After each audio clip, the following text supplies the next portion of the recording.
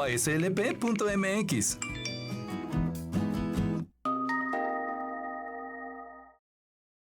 Son las 6 en punto. La Universidad Autónoma de San Luis Potosí presenta Hora Extra, un programa de actualización informativa. Bienvenidas y bienvenidos.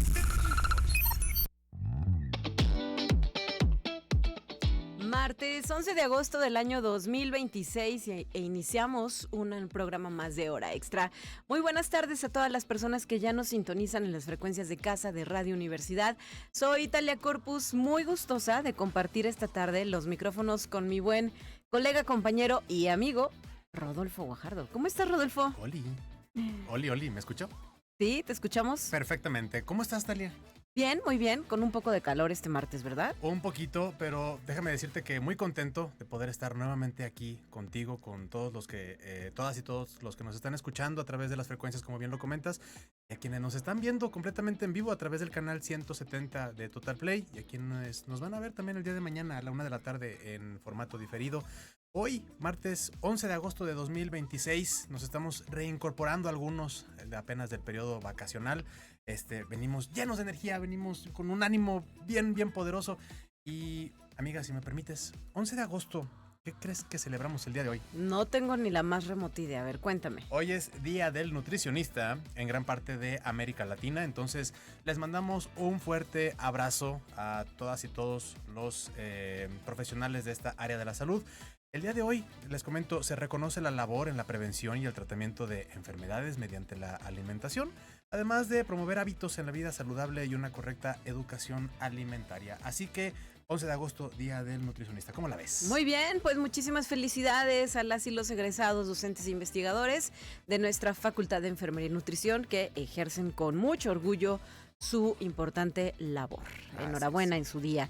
Y pues si hablamos rápidamente del clima, me gustaría señalar que en este momento el termómetro está marcando una temperatura ambiente en la ciudad de San Luis Potosí, capital. Ahorita te digo de cuánto, porque se me acaba de cerrar mi indicador, pero hace calorcito, ¿verdad? Hace bastante calor en la ciudad capital.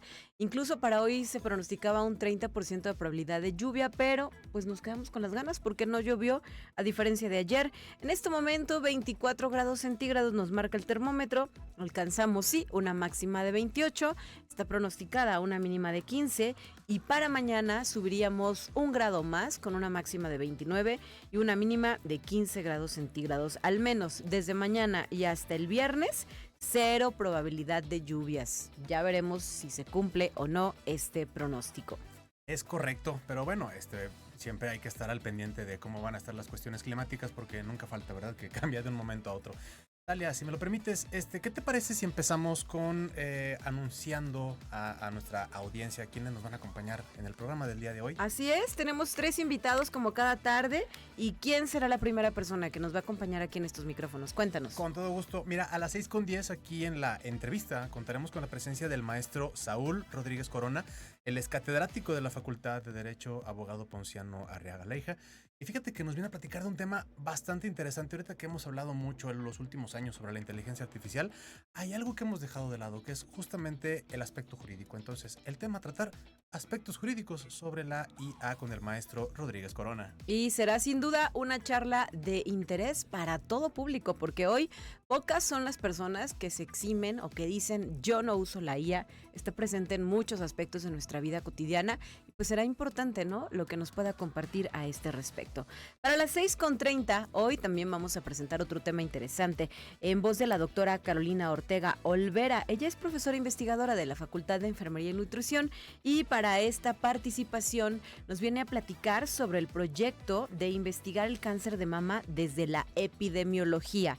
Factores de riesgo, atención y calidad de vida es el tema que ha elegido para su participación en estos micrófonos. Es correcto, un tema bastante interesante, así que las y los invitamos a que se queden para escuchar la opinión de la doctora Ortega Olvera. Y finalmente a las 6:45 en la sección de protagonista contaremos con la presencia del licenciado en diseño gráfico David Ortiz Bravo, quien es egresado de la Facultad del Hábitat. Usted ya sabe, esta sección es para poder entrevistar a esos perfiles que han egresado de nuestra máxima casa de estudios para que nos cuenten un poco sobre su experiencia en las aulas, sobre lo que están haciendo actualmente en su ámbito laboral. Muy bien, pues tenemos una línea telefónica, no lo olvide, esperamos sus sugerencias y comentarios al 444-826-1347 y cuando son ya las 6:05, vamos con nuestro primer resumen de noticias nacionales e internacionales. Ya está listo para usted.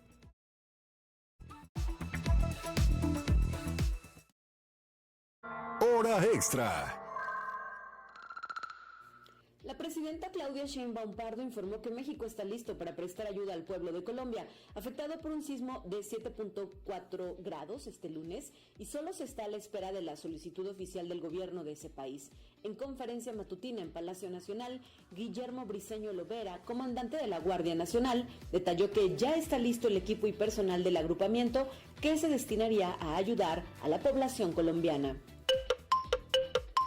El gobierno de México reportó una baja histórica de 51% en el número de homicidios dolosos desde el inicio de la administración de la presidenta Sheinbaum. De acuerdo con los datos oficiales, el número de asesinatos diarios pasó de 86.9 en septiembre de 2024 a 42.5 en julio de 2026. En la mañanera de este martes 11 de agosto, el Gabinete de Seguridad presentó las cifras de incidencia delictiva consolidadas hasta el 31 de julio de 2026.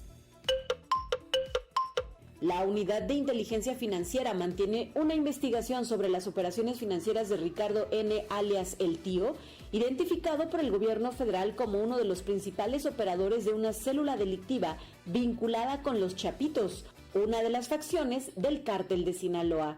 El titular de la Secretaría de Seguridad y Protección Ciudadana, Omar García Harfuch, informó que Ricardo N. fue detenido en Mazatlán, Sinaloa, junto con otras 5 personas durante un operativo. Por unanimidad, la Suprema Corte de Justicia de la Nación atrajo el caso Mahahual, que involucra a la naviera Royal Caribbean y su intención de construir un megadesarrollo turístico en el pueblo pesquero ubicado en Quintana Roo. De acuerdo con la abogada Irma del Carmen Morales, representante de la Asociación Civil defendiendo el derecho a un medio ambiente sano, el análisis de la Corte está centrado en cómo el municipio de Otompe Blanco realizó una serie de cambios en el plan de desarrollo urbano que permitieron a la naviera presentar el proyecto ante la autoridad ambiental. El pan dulce mexicano fue declarado Patrimonio Cultural Inmaterial de la Ciudad de México y avanza hacia el mismo reconocimiento a nivel mundial. La noticia se dio en la primera sesión extraordinaria 2026 de la Comisión Interinstitucional del Patrimonio Cultural Natural y Biocultural de la Ciudad de México. La iniciativa, impulsada por la Secretaría de Cultura y la Canaimpa, protege la tradición culinaria e incluye un plan de salvaguarda que documenta más de 2.400 variedades y reconoce el oficio tradicional transmitido de generación en generación. El siguiente paso será la publicación en la Gaceta Oficial de la Ciudad de México, prevista para septiembre. Líderes de América Latina y las organizaciones de Naciones Unidas expresaron su solidaridad con Colombia y ofrecieron rescatistas, equipos y ayuda humanitaria luego del terremoto que golpeó a la nación sudamericana. Estados Unidos anunció una ayuda de $15.5 millones y la Unión Europea la movilización del Servicio Europeo de Satélites Copernicus para apoyar las operaciones de rescate. Human Rights Watch y otros 3 grupos de defensa presentaron este martes una demanda contra el gobierno del presidente Donald Trump para impugnar su campaña contra la Corte Penal Internacional, al argumentar que las sanciones contra jueces y fiscales del organismo socavan la capacidad de procesar a las personas responsables de los peores crímenes contra la humanidad. Una corte de apelación de Estados Unidos autorizó que sigan adelante miles de demandas contra Meta Platforms, Google, The Alphabet, TikTok y ByteDance y otras compañías de redes sociales por acusaciones de que se diseñaron sus productos para que resultaran adictivas a los usuarios jóvenes. La Corte de Apelaciones del 9º Circuito, con sede en San Francisco, rechazó la petición de empresas de revocar la sentencia del Tribunal Inferior que les obligaba a hacer frente a unas 2.400 demandas presentadas en tribunales federales. España está en vilo ante el primer eclipse total de sol que se podrá ver en el país desde el 17 de abril de 1912 es decir, hace 114 años, con lo que prácticamente ninguna persona nacida en el país y que no ha viajado a otro país para ver este fenómeno único de la naturaleza, conoce en primera persona las sensaciones que produce. Tanto las autoridades como los medios de comunicación están centrando la mayor parte de su información en dos cuestiones: las medidas de protección ocular para que no haya consecuencias irreversibles en la vista de la gente, para lo que se han repartido centenares de miles de lentes especiales, además de los que se venden en tiendas de óptica. El segundo aspecto son las previsiones meteorológicas, ya que se teme que haya tormentas, sobre todo en el norte de España, y que estas a su vez traigan rachas de nubes que podrían dificultar la contemplación del eclipse. Conversaciones interesantes y constructivas las tenemos aquí en La Entrevista. Como lo comentábamos al inicio de este programa. Algo está pasando que no te escuchamos. ¿Ahí estás? Ahí A ver, estoy, ¿ya me escucho? Listo. Ahí estoy, perdone usted.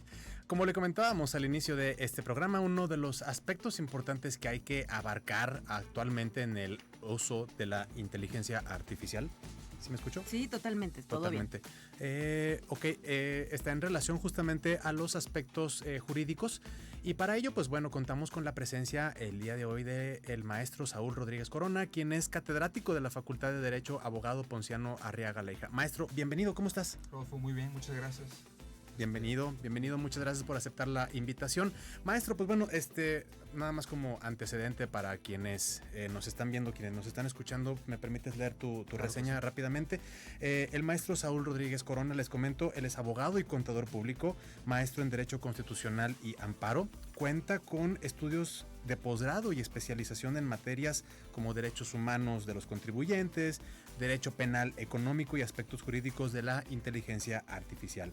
Es socio fundador de la firma jurídica Rodríguez y Frausto y Abogados, así como coordinador de estudios de posgrado en la Facultad de Derecho de esta universidad. Maestro, para empezar, me gustaría preguntarte, la inteligencia artificial pues claramente está cada vez más presente en nuestra vida cotidiana. Sí. Comentábamos Talia y yo fuera del aire que ahorita quien realmente no utilice la inteligencia artificial, pues bueno, realmente no sabríamos qué está haciendo. Digo, la inteligencia artificial está en nuestro quehacer cotidiano. ¿Qué es lo que hace que esta tecnología sea tan relevante y tan desafiante al mismo tiempo, maestro? Sí, bueno, gracias Rodolfo por dar cuenta, Talia, por estar aquí. Mira, como bien comentas, el fenómeno de la inteligencia artificial, obviamente que como cualquier otro aspecto que viene a modificar la sociedad, es un tema relevante para todos los aspectos. Obviamente que a medida que ha ido avanzando el aspecto social en general, muchos han empezado a hablar de inteligencia artificial. Y la verdad es que de repente pensamos que es un concepto muy nuevo, pero no. Si hablamos de inteligencia artificial, podemos estar hablando inclusive desde cuestiones que son antes de Cristo, cuestiones que son un poquito más adelante. Digo, ¿quién no vio la película Terminator? Es una cuestión muy similar. Claro. Sin embargo, ¿qué pasó? Apenas en 2020 por ahí se liberó una tecnología que es la inteligencia artificial generativa. Entonces, a través de esta se vino a llevar a cabo un nuevo paradigma en el cual el público en general tuvo acceso a modificar imágenes, a hacer suplantaciones, a trabajar la voz, el video de personas, y por lo tanto es cuando viene el boom. Y obviamente, como en cualquier acontecimiento mundial que viene a modificar el trato entre las personas, pues obviamente que esto ha venido repercutiendo y ha generado también la necesidad de que el derecho entre a regular este tipo de tecnologías. ¿Qué tema realmente tan complicado? Y lo voy a poner en este modo, maestro, si me lo permites, porque estamos, yo creo que frente a un paradigma bastante interesante y complicado, viéndolo desde el punto de vista incluso del ámbito legal. Sí. ¿Por qué digo todo esto? La tecnología es claro que está avanzando muy rápido. Así y por ello pues tenemos más herramientas de inteligencia artificial, más aplicaciones a nuestro alcance. Pero ¿qué pasa, por ejemplo, con las leyes, maestro? O sea, ¿podríamos considerar que a lo mejor hay un desfase en la evolución o en el desarrollo de la inteligencia artificial respecto a su propia regulación? Sí, lamentablemente casi siempre así acontece, ¿no? Como en la mayoría de los fenómenos que transforman, insisto, la realidad. En el caso de la inteligencia artificial, toda vez que la fuente de donde ha venido emanando, por lo general se ha gestado en mercados o en espacios en los cuales prepondera la libertad antes que la regulación, es que nos ha alcanzado. Y como cualquier instrumento útil como es esto que va a venir a revolucionar, y se le está llamando ya la quinta revolución industrial inclusive, claro, todo lo que conocemos, obviamente que así acontece. Hay estados que tienen un compromiso obviamente un poquito más severo o más restrictivo con estos ámbitos y por lo tanto a veces frenan el desarrollo y por lo tanto van cimentando leyes, van construyendo normativa. Pero el caso de México, digo, si adelante lo tratamos, ha sido un poquito distinto. Lo que percibimos actualmente aquí en México es un poquito desfasado y lamentablemente pues podemos decir que nos está ganando la inteligencia artificial en cuanto a la carrera con la regulación propia de la misma. Y ya que hablamos de esto, maestro, me gustaría que me comentara si existe algún país o región en el mundo que actualmente pues esté impulsando esta regulación de la inteligencia artificial y si así fuera, pues a través de qué tipo de acciones, ¿no? Porque como tal, una ley me parece que todavía no existe, ¿verdad? Se han estado planteando proyectos y propuestas. Platícanos, ¿qué se sabe al respecto? Sí, mira, los tres grandes líderes a nivel mundial en cuanto a la directriz normativa en inteligencia artificial son Estados Unidos, China y la Unión Europea. Obviamente cada uno de estos estados, de estos entes, con distintos matices. Estados Unidos, como comentaba, va un poquito más enfocado a generar, a producir y luego nos arreglamos con los problemas. A pesar de eso, tienen más de 122 leyes que regulan la inteligencia artificial, no de forma central, pero sí en cada aspecto. Por ejemplo, en el caso de China, ahí es diverso. Ahí le ponen más énfasis a los proveedores de los servicios, como por ejemplo Meta o las grandes transnacionales, y se enfocan más en eso y cuidan que el ejercicio y la libertad de esta tecnología no vaya en contra de, por ejemplo, la teoría social del Estado. En el caso de la Unión Europea, yo creo que es el esquema un poquito más viable o en el que afortunadamente México está inspirando más, porque pone en primer lugar y en punto central al respeto a la persona. Entonces, con base en ese enfoque, se va generando la legislación y se trata de cuidar los derechos fundamentales de las personas. Ajá, un tema de derechos humanos puesto al centro, ¿no? Básicamente. Y justo esto pues motiva la siguiente pregunta de cuál es el estado actual de la legislación mexicana respecto al desarrollo y al uso de la inteligencia artificial. ¿Qué nos puedes comentar? Tú has estado indagando, ¿no?, a este respecto y pues qué hallazgos tenemos. Mira, en México no tenemos una reglamentación federal o general. En la Constitución hay un artículo, el 40, que dice que los estados son libres y soberanos y tienen capacidad de autodeterminación. Por lo tanto, es que hemos escuchado que ha habido varios estados, como últimamente San Luis Potosí, que regularon algunos aspectos de la inteligencia artificial. Sí. Esto muy polémico, por cierto, ¿no? Demasiado, exactamente. Yo no dudo la buena intención del Estado a lo mejor en meter en la agenda esta consideración, sin embargo, tal vez no se hizo de la forma correcta. Pero ¿cuál es la realidad? Hoy en día hay varias propuestas en el Congreso Federal, una de ellas está justamente empujando a que la regulación de la inteligencia artificial sea un ámbito exclusivamente de la Federación. Tiene que meterse el artículo 73 de la Constitución para que sea exclusivo a la Federación y a partir de ahí se haga un esquema muy parecido al europeo en el cual obviamente la Federación tenga el control de esta regulación y no haya tantas, por ejemplo, Zacatecas, Chiapas, San Luis, ya han dado varios vestigios no muy favorables, entonces sería conveniente. Claro. Y inclusive este tema ha sido abordado en la mañanera, ¿no?, de la presidenta Sheinbaum. Por ahí, esta misma semana recuerdo que se leía en las noticias, alertaba la manera en la que era usada la inteligencia artificial por los jóvenes. Exacto. Lo tomaban como psicólogo de cabecera, ¿no? Y pues esto enciende alertas. Claro. Sí. Cada vez ha habido más casos, y a lo mejor no tanto en México, pero a través del mundo, ¿no?, de personas que han desarrollado dependencia emocional de este tipo de tecnologías, han incurrido en fraudes, han incurrido en errores. Obviamente que hay mucho margen, el cual obviamente debería estar perfectamente regulado y bueno, el caso concreto de México, estamos todavía en la lucha por regularlo de forma debida. Y aquella noticia, Rodolfo, quizá tú la recuerdes de... dos inteligencias artificiales pues peleando entre comillas, ¿no? Una comiéndose a la otra. Claro. Sí, y al final desarrollando un lenguaje a través del cual únicamente ellos se podían comunicar. Entonces, y qué peligroso, sí, exactamente siniestro. A ver, maestro, me surge una duda ahorita que estamos hablando sobre esto. ¿Hay ocasiones en las que quizás la inteligencia artificial, con la información que proporciona o con todo lo que desarrolla, quizás pueda poner en jaque o a lo mejor cometa un error generando daños hacia una persona, hacia una organización, vamos a ponerlo de ese modo? En este sentido, ¿quién o qué podría considerarse como el responsable de este tipo de cuestiones desde el punto de vista jurídico? Sí, mira, a lo que te refieres es la figura del sesgo, ¿no? El sesgo de la inteligencia artificial es cuando por omisión o por la configuración de su código, de su algoritmo, a veces el resultado que arroja la inteligencia artificial es discriminatorio o exclusivo. Entonces, ahí, en la mayoría de los casos, como por ejemplo el antecedente directo de la regulación judicial de este tipo de tecnología, se enfoca más en las consecuencias y en el operador de la tecnología. Hay un caso muy sonado que te digo fue el antecedente, Loomis contra Wisconsin, me parece, en Estados Unidos, que grosso modo trató de una persona afrodescendiente que incurrió en delitos, negoció con la fiscalía, de 5 aceptó 3. ¿Y qué hizo el juez antes de dictarle la pena? Metió sus datos personales en un sistema que se llama Compass, y con base en lo que arrojó el resultado del sistema y la valoración del juez, le dictó una pena que la defensa consideró muy alta. Entonces la defensa, ¿cuál fue? Oye, necesito saber qué te dijo el algoritmo.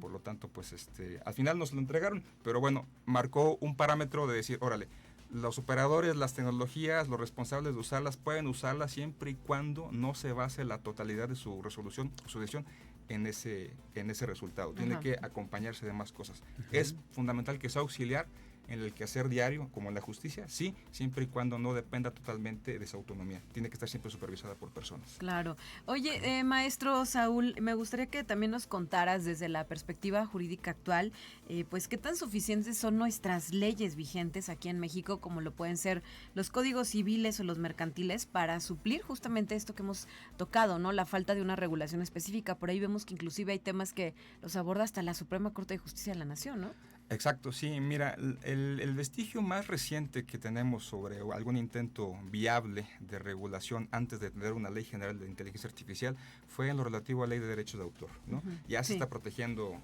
la voz, la imagen, el contenido de los Protegimos creadores. al Pato Merlín, ¿no? Por ejemplo, para empezar. Lo más reciente, así que tenemos fresco en la memoria. Sí, desde ahí, ese es el último vestigio que tenemos. ¿Qué dice la doctrina? Que obviamente, ¿cuál es la vía hoy por hoy que pudiéramos accionar para hacer valer una defensa o un alegato sobre esta materia, la civil, la administrativa o la penal?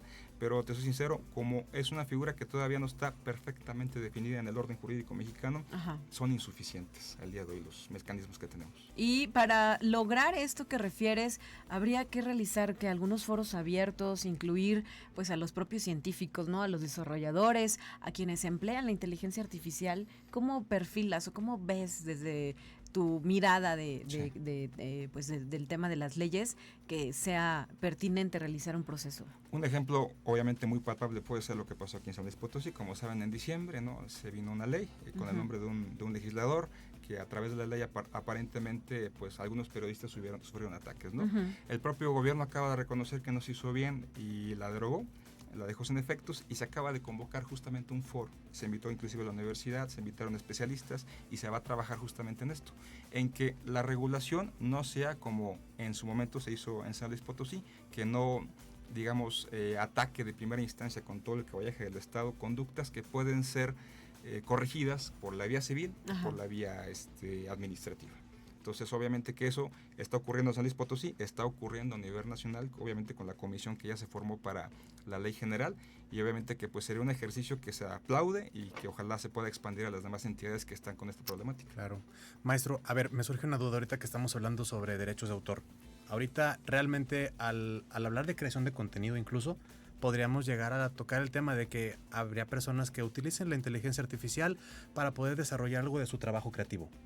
En lo particular, a mí me gusta utilizar mucho una plataforma que se llama Suno, que es precisamente para crear fragmentos de música. Pero esto puede llegar a generar quizás algo de conflicto en cuanto a quién es realmente el propietario o cómo podríamos afrontar estos desafíos desde la perspectiva legal ante las creaciones que, pues digamos, arroja la inteligencia artificial en escenarios como estos. Sí, la inteligencia artificial va de la mano con su alimento principal, que es la ciencia de los datos. Entonces, obviamente, sobre qué orbitamos hoy en día en el derecho mexicano en materia de datos, sobre el consentimiento.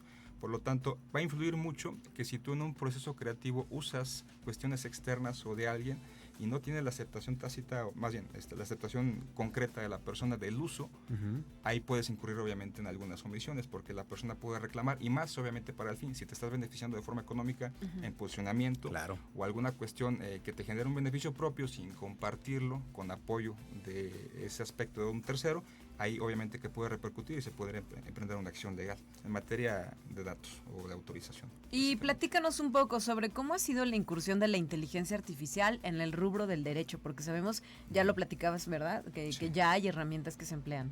Sí, pues de las dos formas, tanto para las personas que estamos en los procesos como para los administradores de justicia. Hoy en día, pues inclusive ya contamos en varias materias de derecho con los juicios en línea, con la capacidad de crear usuarios virtuales para que a lo mejor mejor ya el trabajo del expediente físico sea menor. Y obviamente en el haber legal de los abogados postulantes tenemos aplicaciones, tenemos plataformas que nos ayudan mucho con la administración de expedientes, con tareas un poco más sencillas como por ejemplo redacción de contratos, redacción de convenios, propuestas de iniciativas. Todo esto obviamente siempre y cuando estén cuidados y bajo la supervisión de un abogado, porque casos ya en los cuales se nos han ido ahí las patitas con asuntos. En Zacatecas acaban de suspender a una jueza porque estaba trabajando con inteligencia artificial sentencias, nunca lo documentó y al final tenía deficiencias. A nivel internacional hay un despacho muy fuerte en Estados Unidos, Sullivan en Cromwell, lo mismo, entregó un informe con citas inexistentes y por ahí se disculpó con un tribunal. Hay las típicas historias del exceso de IA, ¿verdad? De autores y citas que nada más no existen en lo físico, se las inventan y las dan por válidas y pues es como una trampa ahí de la IA. Pues sí, es mentir básicamente. Y ante un tribunal, pues estás apoyando tu defensa en hechos falsos. Ajá, pues, claro. Doble mentira, ¿verdad? Así es. Pues maestro, se nos ha terminado el tiempo. Te queremos agradecer que hayas estado con nosotros esta tarde, maestro Saúl Rodríguez Corona, catedrático de la Facultad de Derecho, abogado Ponciano Arriaga Leija. Sin duda son temas que se deben abordar con la claridad y la certeza que se requieren, ¿no? Para que podamos contar con un entorno en el que la IA sea un aliado y no un peligro, porque pues tiene sus dos lados. Esto llegó para quedarse y quien no se actualice es obsoleto, hay que atenderlo. Muchas gracias. Gracias a ustedes. 6:26, es tiempo de la agenda del día.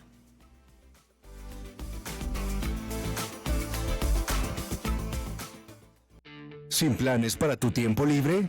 No te pierdas las recomendaciones de la agenda.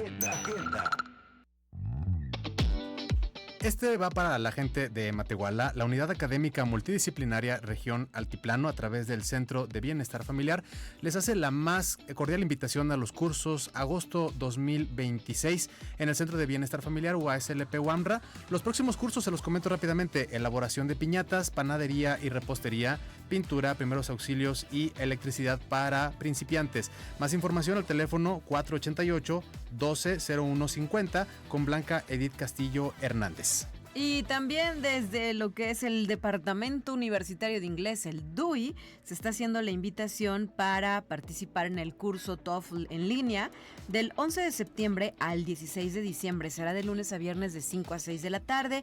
El requisito es tener un puntaje mínimo de 400 puntos en TOEFL, una credencial vigente o presentar el examen diagnóstico y obtener el equivalente a esos 400 puntos. El costo del examen es de 3,485 pesos e incluye el examen al finalizar el curso.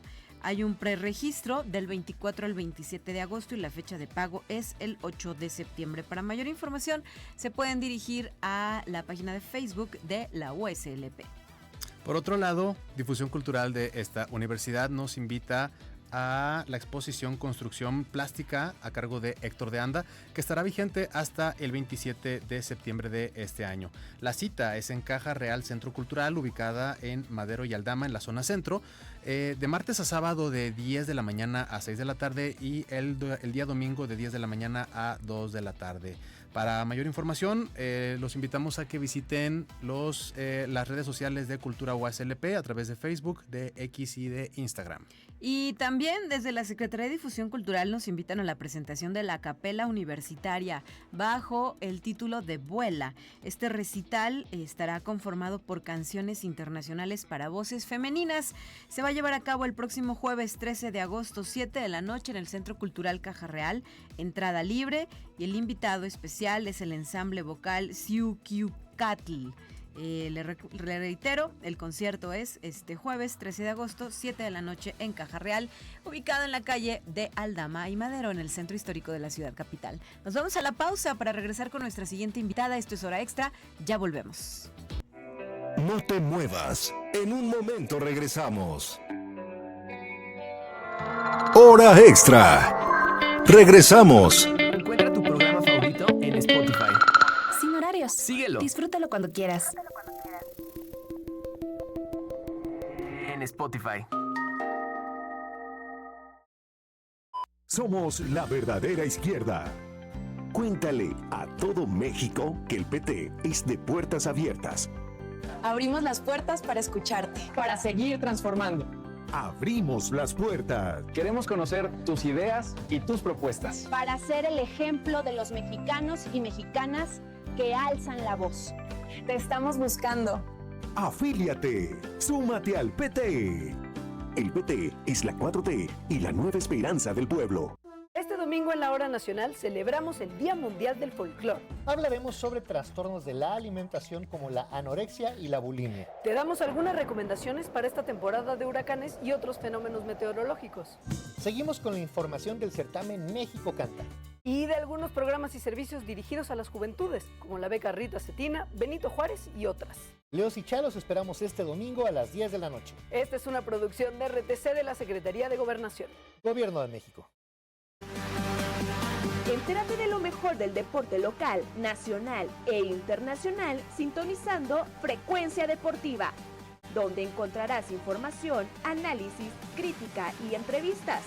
Para estar en la jugada, escucha Frecuencia Deportiva, todos los sábados a las 12 del día por el 88.5 FM, el otro perfil de la radio. Foto, Video. texto, materiales interactivos. Seamos comunidad en Instagram. Radio TV UASLP.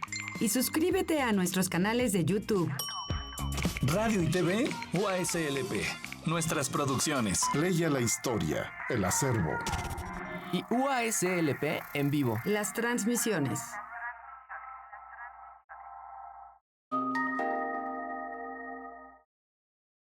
Son las 6:31.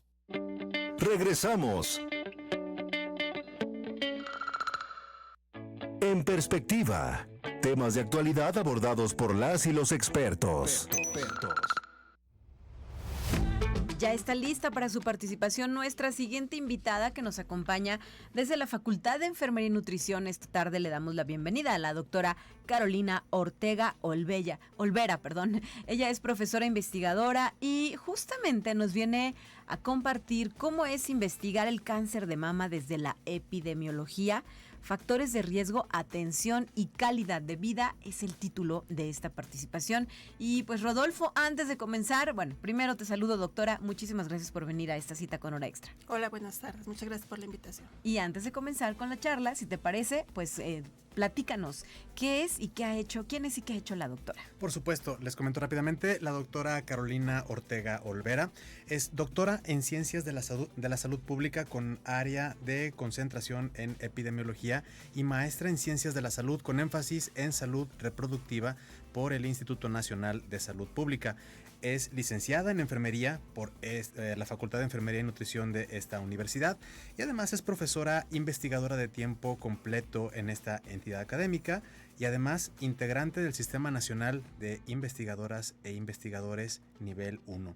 Su trayectoria se ha centrado en el estudio de cáncer de mama, la salud de las mujeres y la evolución de la atención y los servicios de salud. Doctora, bienvenida nuevamente y muchas gracias por estar en estos micrófonos. Si me lo permite, doctora, me gustaría empezar por el título de esta charla porque hablamos de epidemiología. Soy realmente un ignorante en esta área, pero al escuchar epidemiología, pues quizás lo que viene a mi mente son pandemias, son enfermedades infecciosas. ¿Me podría ayudar a entender cómo es que esta disciplina, la epidemiología, nos ayuda a comprender mejor el cáncer de mama? Claro que sí. La epidemiología, pues a partir de la pandemia de COVID, pues como que el término se utilizó de forma más frecuente. Ajá. Sin embargo, la epidemiología nos ayuda a investigar tanto enfermedades infecciosas como fue el COVID, pero también nos ayuda con las enfermedades crónicas. Okay. ¿Qué es lo que hace la epidemiología? La epidemiología nos ayuda a identificar quiénes se enferman, en dónde se enferman, qué características tienen las personas que se enferman, nos ayuda a identificar factores de riesgo, factores protectores, para poder identificar de qué forma podemos mejorar la salud de las poblaciones. Uh-huh. El epidemiólogo es como el médico de las poblaciones. El médico se encarga de atender de forma específica a los pacientes y en epidemiología nos encargamos del estudio de las poblaciones. Entonces eso nos ayuda a identificar a estas personas pues que tienen más riesgo o menos riesgo de enfermarse. Y también nos ayuda a que podamos generar los programas de salud de acuerdo a las características de la población. ¿Y de qué herramientas se auxilian ustedes como epidemiólogos para llegar a esas conclusiones, doctora? Bueno, nosotros usamos el método epidemiológico, que por ahí mis alumnos de epidemiología ya tendrán una idea muy clara. Nosotros utilizamos diferentes métodos para hacer investigación. Sí. Utilizamos diseños epidemiológicos que nos ayudan a identificar las causas o nos ayudan a identificar los factores. Y dependiendo de cómo hagamos los estudios, pues es la información que podemos obtener. Nos ayudan a hablar de qué tanto relación causal existe entre un factor de riesgo y una enfermedad. ¿A qué se refiere esto? Cuando nosotros hacemos los estudios tenemos diferentes formas de hacerlos. Desde seguir a la población, que son los estudios de corte que nos dan una mejor información. También utilizamos, por ejemplo, los ensayos clínicos, que para que ustedes puedan tomarse cualquier medicamento, parten de un ensayo clínico donde se evalúa cómo funcionan estos medicamentos en las poblaciones. Tenemos diferentes diseños que nos ayudan a investigar diferentes cuestiones de la salud. En el caso de cáncer de mama, existen diseños que nos ayudan a identificar cuáles son estos factores de riesgo. Comparamos, por ejemplo, las mujeres que se enferman, que tienen cáncer de mama con las mujeres que no tienen la enfermedad. Y entonces podemos identificar qué factores hay diferentes en la población que se enferma y en la población que no se enferma. Y eso nos ayuda a poder decir cuáles son los factores de riesgo de enfermar o cuáles son los factores protectores que protegen a la población de contraer cierto tipo de enfermedad. Y derriban mitos, ¿verdad? Que también esto es muy importante. La ciencia habla. Así es. Por ahí hemos oído muchos mitos sobre cáncer de mama, por ejemplo, que el uso de brasier está relacionado con cáncer. Esto no se ha comprobado en estudios científicos. Que el uso de desodorantes, hay muchos mitos que existen alrededor de cáncer de mama y en general de muchas enfermedades. Lo que hace la epidemiología es que nos ayuda a través de un método científico identificar qué es lo que realmente está relacionado o no con las enfermedades. Y hay distintas metodologías que tienen más poder para ayudarnos a identificar las causas de las enfermedades. Entonces, tenemos que hacer un análisis muy, muy preciso para poder identificar esos factores de riesgo o factores protectores de la enfermedad. ¿Y cuál es el estado del cáncer de mama en México, doctora? ¿Es grave la situación? Estamos en una tasa media.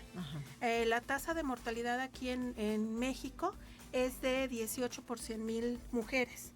Entonces, esta es una enfermedad que sí es, pues, sí representa un problema de salud pública. Sin embargo, pues el cáncer tiene la facilidad de que es un cáncer para el cual existe una detección oportuna. Y ustedes lo recordarán, en octubre decimos que todo se pinta de rosa, y que en octubre es el mes de la concientización del cáncer de mama. Pues sí, hay otros tipos de cáncer que no tienen detección oportuna, sin embargo para cáncer de mama sí existe y tenemos 3 herramientas que nos ayudan a detectar de forma oportuna el cáncer, que es la autoexploración, el examen clínico y la mastografía. Entonces nosotros hemos trabajado, ahorita actualmente tenemos a un estudiante de maestría que está trabajando precisamente con la atención en la mastografía, todo lo que está relacionado con la detección oportuna a través de mastografía. Entonces tenemos ahorita un estudio en el que pudimos identificar qué es lo que está alrededor. Muchas veces se dice que el cáncer no se detecta a tiempo porque la señora no llega. Por los sesgos, ¿no? Que hay de la visita al médico. Exacto. Pues realmente creo que no podemos echar la culpa a una sola parte, sino que tenemos que ver el sistema como un todo. Una vez que la persona detecta algún problema de salud, es necesario que acuda a buscar atención, pero ya que llega al sistema de salud, el sistema de salud también tiene que responderle. Entonces, dentro de las cosas que nosotros hacemos es la evaluación de los sistemas de salud, ver cómo este sistema de salud está respondiendo a las necesidades de la mujer, desde identificando si se cuenta con la infraestructura para poder darle una atención adecuada a la mujer en la parte de detección. Y también otra de las cosas que estamos ahorita por iniciar otro proyecto, ver qué pasa una vez que a la mujer la diagnostican, dónde están esos cuellos de botella que hacen que la atención no se lleve a cabo de forma adecuada. Rápida, y ¿verdad? en los tiempos. Que ese es otro foco rojo de nuestro sistema de salud mexicano. Así es. La normativa mexicana, nosotros tenemos unos lineamientos que nos dicen cuánto tiempo debe pasar desde que una mujer se hace una mastografía hasta que se le entregan resultados, desde que se le entregan resultados hasta que se le inicia el tratamiento para cáncer, y debe de haber un tiempo. Entonces la normativa nos marca un tiempo específico, y una de las cuestiones que tienen que ver con la calidad y con la sobrevida de estas mujeres es que realmente se cumplan esos tiempos de atención. Esto nos permite identificar que los tratamientos pues realmente van a ser adecuados. ¿Qué pasa si el tratamiento no se da en tiempo? Pues el cáncer sigue avanzando, y entonces el tratamiento es más agresivo para la mujer, y esto también influye en la calidad de vida de la mujer. Claro, completamente. Doctora, se nos está terminando el tiempo, pero me gustaría preguntarle, desde su experiencia como investigadora en esta área, ¿cuáles son los principales desafíos que aún se enfrentan en la prevención, en la detección y en la atención del cáncer de mama? Pues creo que tenemos muchos. Ahí primero hay que hacer la conciencia nosotros como mujeres que es necesario llevar a cabo una detección oportuna, conocer nuestro cuerpo para poder identificar esos cambios que se puedan presentar, ir a hacernos la mastografía como nos lo indica la normativa, que es en mujeres de 40 a 69 años, cada 2 años, y hacerse la mastografía cada 2 años, porque hacerse una nada más cuando es tiempo de detección oportuna no sirve de mucho. Hay que hacerla de forma adecuada para que se puedan observar estos cambios. Y al momento de llegar a los sistemas de salud, bueno, que no tengan miedo de llegar. ¿Y a partir de qué edades tendrían que empezar con este tipo de revisiones? La autoexploración se recomienda a las mujeres a partir de los 20 años, una vez al mes. Es para identificar cambios en su cuerpo. El examen clínico se recomienda a todas las mujeres a partir de los 25 años de forma anual. Cada vez que uno va a buscar atención médica, deben de hacernos una revisión de forma anual para poder identificar cambios en el tejido mamario, la simetría, bolitas, piel de naranja, diferentes cuestiones que hay que checar. Y a partir de los 40 años hasta los 69 años, se debe hacer una mastografía cada 2 años. Y con esa mastografía lo que nos permite es detectar lesiones que van iniciando. Y esto hace una detección oportuna del cáncer. Muy bien, doctora, me gustaría que nos señalaras en este momento, si tienes el dato, de cuál es el segmento de edad con mayor incidencia de cáncer en México. Se presenta, normalmente la mayoría de los casos son arriba de los 40 años, por eso es la edad del tamizaje. Sí. Sin embargo, se han hecho estudios en los que hay casos en los que se presentan todavía en mujeres menores de los 40 años. Por ahí en la literatura nos dice que estos casos se están incrementando en las mujeres más jóvenes. Sí. Entonces también hay que estar al pendiente, aunque no sea la edad para hacerse la mastografía, sí hay que estar al pendiente de los cambios en las mamas. El dato exacto no te lo tengo, pero sí está incrementándose en mujeres jóvenes. Sí. Esto es una señal de alerta, ¿verdad? Así es. Entonces lo que nos dice es que tenemos que estar al pendiente de la salud de nuestros senos y que debemos de buscar nosotros la atención, conocernos, buscar la atención e ir a que nos chequen cuando vemos algún problema, porque muchas veces sucede que tenemos una bolita y decimos después. No duele, o no siento duele, nada. No tengo nada, ¿no? Hasta que no me duela voy. Y el problema es que el cáncer no duele. Hasta que ya es una lesión que ya tiene un problema importante, claro, no va a sentir dolor. Entonces sí pueden observar algunos cambios, pero no va a haber dolor. Entonces sí es importante que si identificamos algún cambio en nuestros senos, acudamos a buscar atención para tratar de detectarlo en etapas tempranas. Si el cáncer se detecta en etapas tempranas, el tratamiento es menos agresivo y menos costoso. Si se detecta en etapas más tardías, el tratamiento va a ser más agresivo, que puede ser quitarle un seno, que es una mastectomía, y darle otro tipo de tratamientos como quimioterapia o radioterapia. Entonces lo importante es que lo podemos y que hagamos todo lo posible para que esto se detecte en tiempo. ¿Y se puede extender a otra zona del cuerpo? Así es. De acuerdo a los estadios clínicos, si el cáncer se detecta en los estadios avanzados, que es el estadio 4, hace metástasis a diferentes partes del cuerpo. Se puede ir a cerebro, se puede ir a hueso, y en esos casos pues ya no hay mucha oportunidad de hacer un tratamiento que realmente cure la enfermedad. Entonces, lo ideal es detectarlo en estadios tempranos. Y el cáncer, doctora, pues sigue siendo una enfermedad que se investiga, ¿verdad? Es decir, ya hay avances, por ejemplo, en la forma de tratarlo, pero respecto a su origen, qué lo motiva, que todavía hay interrogantes puestos en el aire, ¿no? Así es, por eso seguimos estudiando desde la parte de epidemiología. Se han identificado factores de riesgo para cáncer de mama, pero no tenemos un factor específico. Los factores de riesgo los podemos tener, pero no implica que nos vaya a dar cáncer. Sí. Pero existen, a la fecha no se sabe exactamente qué es lo que motiva causa el cáncer. Por ejemplo, para cáncer cervicouterino ya se identificó que el BPH está relacionado con cáncer. Sí. Para cáncer de mama no lo tenemos. Hay algunos genes que se relacionan como el gen BRCA1 y BRCA2 que se han relacionado con cáncer, pero en nuestra población mexicana tenemos muy poca prevalencia, el 5% de las mujeres con cáncer lo tienen. Entonces realmente no es un indicador aplicable a México. No, es muy poco lo que podemos Y no hay vacuna, como bien lo señala, solamente la prevención. Exactamente, no hay vacuna. Entonces, sí es un cáncer en el que tenemos que poner mucha atención para conocernos y para poder identificar los cambios y que logremos una detección oportuna. Pues muy importante esta labor que se lleva a cabo desde la Facultad de Enfermería y Nutrición.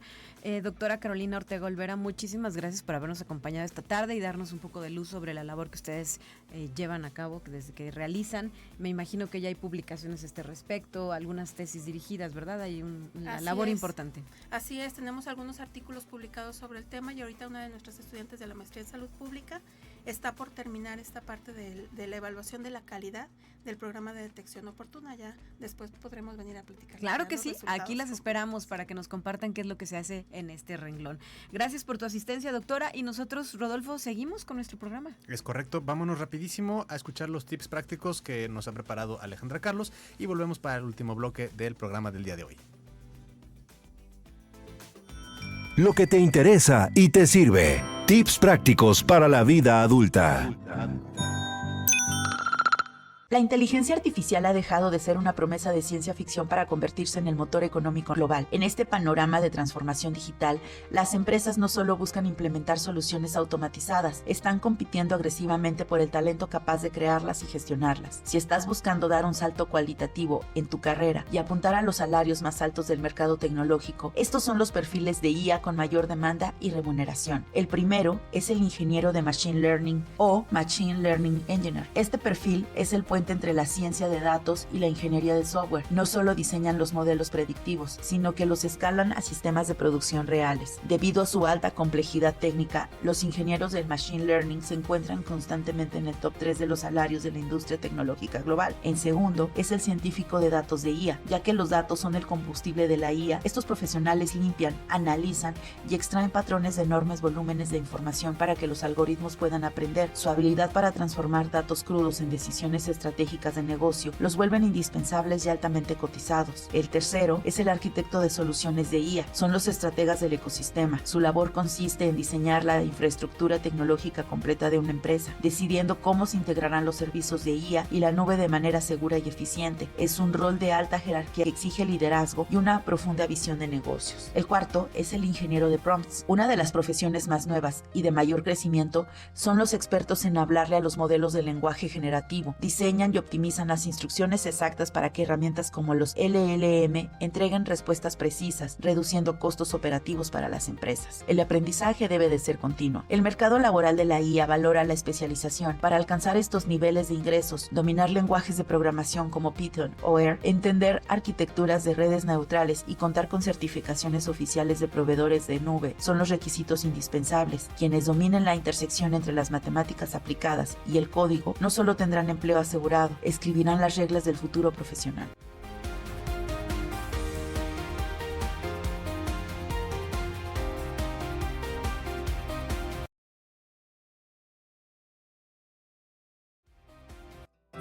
Protagonista. Conoce historias que inspiran.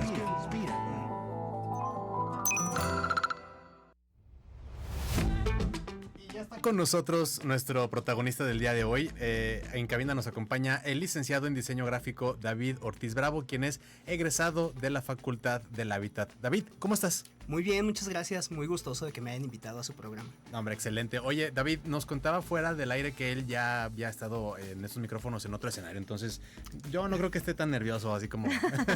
Como dice, ¿verdad? Exactamente. Si me lo permiten... A ver, bibliófilos, ¿verdad? Bibliófilos, primera y segunda temporada. Para echarle el comercial especial ahí a nuestros compañeros del sistema de bibliotecas. Sí. Los miércoles a las 12. Así es. Y pues hoy eres nuestro protagonista, Rodolfo. Así es. Platícanos un poquitito de lo que ha hecho. Rapidísimo. David. Sergio David Ortiz Bravo es diseñador gráfico egresado de la Facultad del Hábitat de esta universidad, donde inició su formación profesional como parte de la generación 2003. Durante su etapa universitaria fue parte del equipo ganador del primer lugar del Premio Nacional Universitario de Publicidad en la categoría Campaña de Campañas en el año 2006. Y pues bueno, a lo largo de su trayectoria ha tenido la oportunidad de desempeñarse en áreas como el diseño editorial, la publicidad, la identidad visual, la ilustración, etcétera. Bueno, realmente hay mucha tela de donde cortar, pero David, si me lo permites, la pregunta con la que empezamos siempre este bloque, mi amiga Talia y yo, es ¿por qué decidiste estudiar diseño gráfico? ¿Qué fue lo que te motivó para entrar en la Facultad del Hábitat y estudiar esta carrera? Bueno, primero que nada, yo no conocía la carrera. Fue por uno de sus estudiantes que yo escogí la carrera. Soy el menor de 9 hermanos. Entonces, tengo una hermana que es 11 años mayor que yo. Y ella me llevaba a todos lados con ella. Y tenía una amiga que su hermano estudiaba diseño gráfico. Y en una de esas veces que la acompañé, estaba él haciendo un cartel, me acuerdo, padrísimo, con fotografías, era un collage, era sobre el tema de desigualdad. Entonces yo las vi y dije, wow, estas fotos tan padres, ¿de dónde salieron? Ah, son de mi clase, mira, yo llevo clase de fotografía y estaba haciendo este cartel.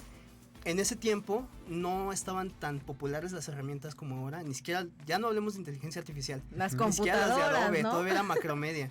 Entonces todo el trabajo era muy artesanal, muy hecho a mano. Cuando yo vi ese cartel me quedé enamorado y le dije, ¿y es tu tarea de qué o qué? Y dijo, es que estudio diseño gráfico en la Facultad del Hábitat. En ese mismo momento decidí que yo quería estudiar diseño gráfico. ¿Te enamoraste de la carrera? Sí. Fue amor a primera vista. Sí, fíjate que sí, y se lo agradezco siempre. Él se llama Carlos Rodríguez, es un artista muy exitoso actualmente, está en Ciudad de México, con el nombre de Rodríguez, y tiene una carrera impecable. Bueno, pues luego nos pasa su contacto para invitarlo también al programa. Sí, es buenísimo. Porque es egresado de la UASLP, ¿verdad? Sí, es egresado del Hábitat. Muy bien. ¿Y qué pasó cuando entraste a la carrera ya como tal? David, este cambio entre la prepa, la uni, ¿cómo sentiste esa transición y cómo era el ambiente en tu facultad? Que fue un choque, porque yo venía de la secundaria, prepa, donde tú eres el que destaca dibujando y todo el mundo te dice que tus trabajos están padrísimos. Y llego a la facultad y me encuentro con una generación talentosísima de compañeros, entre ellos Tino Tello. Claro. Y yo digo, no, eso es dibujar. Lo que yo hago no es nada comparado con lo que él hace. O hacía en Tino Tello, que en paz descanse. Sí. Y me encuentro con muchos compañeros. Para mí fue un choque como de, wow, aquí está mucho talento. Entonces sí me costó mucho ponerme como al nivel de ellos. Confieso que la verdad me considero un estudiante que no le saqué todo el provecho que debía a todo lo que me ofrecía la facultad. En parte también porque me intimidaban mucho el talento de mis compañeros y a la vez también aprendí de ellos. Fue algo bien interesante. Y de profes, ¿a quiénes recuerdas que te hayan marcado en tu formación profesional? Fíjate que justo lo que te decía de que al principio no saqué tanto provecho, para los últimos semestres saqué muchísimo provecho. Recuerdo mucho. ¿Lo compensaste? Lo compensé todo. No, recuerdo a dos en especial. A Luis Pérez, el maestro Luis Pérez, que fue también con quien hice servicio social, porque fue de los profesores más sinceros que me hizo sacar todo lo que no había podido sacar de potencial en cuanto a mi trabajo. Porque yo presentaba y la mayoría de los maestros pues sí me revisaban, sí trataban, pero me dejaban ahí. Y él me habló muy duro, fue muy duro conmigo y me dijo, oye, yo he visto tus trabajos, ¿de veras esto es lo mejor que puedes hacer? Y me pegó muchísimo en el ego. Te puso el punto sobre la I. Sí, pero lo tomé yo como un reto. Y la verdad, creo que fue el trabajo que más me gustó en toda la carrera, el que hice con él. Y el otro es... Oye, y antes, ¿qué materia era? Taller de diseño. Ok, taller. Que ya es un poco más libre, ¿no? El taller de diseño. No, taller de diseño es como... donde juntas todos los conocimientos de la carrera. O sea, si llevas de redacción, publicidad... ¿Y qué hiciste con síntesis. ¿Carteles o carteles, sí. Carteles. Bueno, una campaña, una pequeña campañita. Ok, muy bien. Y luego con Manolo Guerrero. Manolo Guerrero también me dejó una enseñanza bien grande porque muchos maestros también te encaminan como a cierto tipo de soluciones. Y Manolo tenía esto que sacaba lo mejor de ti. O sea, reconocía en ti tus habilidades, te las decía para que las potenciaras. Entonces él me dijo, mira, estas partes de aquí no son tu fuerte, trabájalas más, pero esto que tienes aquí es buenísimo, aprovéchalo. Y entonces yo de ahí fue como que agarré un estilo propio, una manera de hacer las cosas reconociendo mis fortalezas, pero también mis debilidades. Entonces, él me dejó una enseñanza bien, bien grande. Y muy bien, y a la fecha, pues, ¿qué es lo que más, con lo que más te quedas de tu paso por la UASLP como estudiante? Como estudiante, porque también como trabajador. Sí, es claro, esa es otra etapa, ¿verdad? También ha sido una etapa bien padre como trabajador. Como estudiante, pues muchísimas cosas. Por ejemplo, se mencionaba ahí lo del premio de publicidad. Sí. Ese fue un trabajo en equipo con Aníbal Guzmán, con Tino Tello, con Rubén Lara, Pingolito. Ajá, claro. Entonces, pues está rodeado de ilustradores, de animadores, que ahora trabajan en un chorro de proyectos, pues creo que el hacer esos contactos, el saber reconocer dónde puedes destacar tú y dónde son mejores los demás, porque el diseño gráfico es como es muy amplio. O sea, puedes ser diseñador gráfico de carteles, pero también puedes ser publicitario, pero también puedes ser editorial, pero también puedes dedicarte a ilustración, pero también puedes estar en películas, en sitios web. Exacto. Y no somos todólogos. O sea, hay que saber dónde somos te especializas. Mejores. Ajá, exacto. Y saber rodearte de los mejores. Entonces yo me rodeé de los mejores, me rodeé de Pingo, que es muy, muy bueno para el dibujo, para ilustración, de Tello, que ni hablar de lo que dibujaba, de Aníbal, que es buenísimo con publicidad. Y creo que es eso, las relaciones que te da la universidad, el trabajo en equipo y también el ser interdisciplinario, es una enseñanza de por vida. Totalmente. ¿Volverías a estudiar diseño si volvieras a nacer? Yo creo que sí, aprovecharía más la escuela. Ajá. Oye, ¿y la inteligencia artificial compite o convive con el diseño gráfico? Desde tu óptica, claro, de tu experiencia. Desde mi óptica yo creo que la inteligencia artificial no puedes luchar con ella, o sea, no puedes luchar con lo que es el estándar. Todo el mundo lo va a usar, no nos van a pedir permiso para hacer carteles ni flyers con inteligencia artificial, pero ¿qué pasa? Que quien nada más los hace carece de las bases teóricas, que esas no cambian, carece de conceptualización, carece de sintaxis, carece de estrategia, que se la puedes pedir a la IA, pero te va a dar una estrategia genérica que ya fue usada. Que todo mundo emplea, ¿no? Exacto, entonces vas a terminar con resultados genéricos. Recordemos que la IA es un modelo predictivo, es imitativo, no es original. Te va a dar respuestas de lo que cree que te gusta. Entonces siempre vas a obtener, por más que refines el prompt, siempre vas a obtener resultados genéricos. Entonces, si quieres un trabajo original, siempre es mejor la inteligencia artesanal. Pero para cerrar con eso, creo que revaloriza el trabajo del diseño gráfico. Porque en el momento que, o sea, tú quieres un logo, ¿por qué? Porque quieres identidad. Cuando usas IA no tienes identidad, careces de identidad, te ves igual que todos, necesitas algo para destacarte. Y ahí es cuando vas a necesitar de un diseñador. La mente humana, ¿verdad? Exactamente. Rápidamente, David, ¿qué recomendación le harías a quien desea estudiar esta carrera actualmente? Yo les recomendaría que disfruten mucho el proceso, que aprovechen todo lo que da la universidad, no solo en la carrera, sino en gimnasios, en cultura. La universidad da una formación integral bien, bien padre, bibliotecas. Les recomendaría que además de su carrera, que es muy padre, exploren todo lo demás que les ofrece la UNI. Todo el abanico, ¿verdad? Exacto.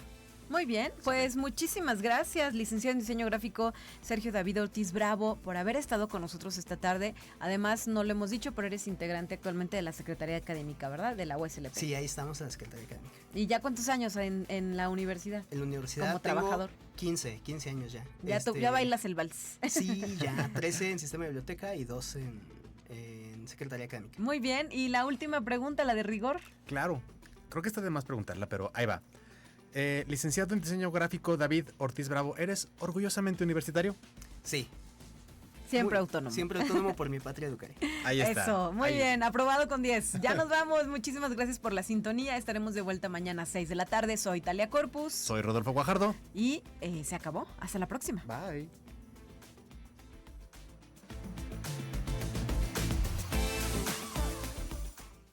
Gracias por sintonizar Hora Extra, un programa producido por la Universidad Autónoma de San Luis Potosí. Recuerda que estamos al aire de lunes a viernes de 18 a 19 horas. Hasta la próxima emisión.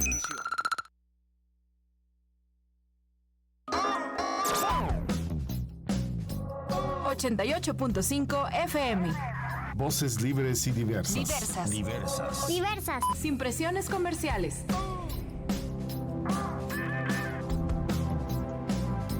Ideas, no publicidad.